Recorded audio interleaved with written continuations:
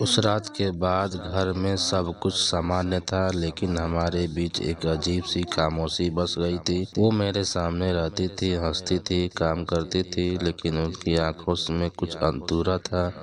मैं समझ रहा था, लेकिन शायद डर रहा था। एक शाम मैं घर से देर लौटा तो वो छत पर बैठी थी, आसमान को देख रही थी। मैंने पास जाकर बैठ गया। कुछ देर तक कोई कुछ नहीं बोला। फिर उसने खुद ही क्या कहा, मैं आपसे कुछ पूछ सकती हूँ? मैंने सिर हिलाया। उसने बिना मेरी तरफ देखे कहा, क्या मैं आपको अच्छी नहीं लगती? ये सवाल नहीं था, टूटन थी। मैं घबरा गया, तुरंत कहा, नहीं, ऐसा नहीं है। वो मेरी तरफ मुड़ी।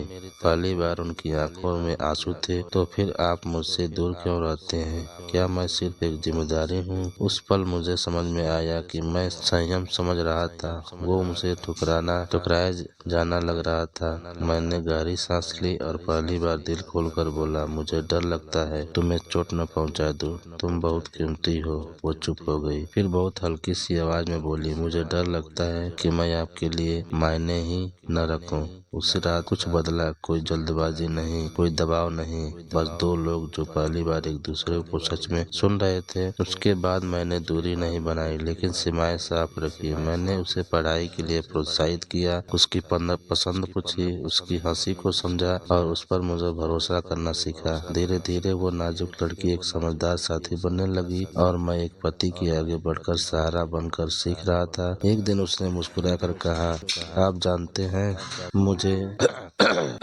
मुस्कुरा कर कहा, आप जानते हैं अब मुझे आपसे शिकायत नहीं। मैंने पूछा, क्यों? वो बोली, क्योंकि अब मुझे पता है आप मुझे छोड़ नहीं रहे हैं, बस मेरे साथ चल रहे हैं। उस दिन मुझे यकीन हो गया कि रिश्ते उम्र से नहीं, इरादों से बड़े होते हैं। कृपया अपनी राय कमेंट में दें। धन्यवाद।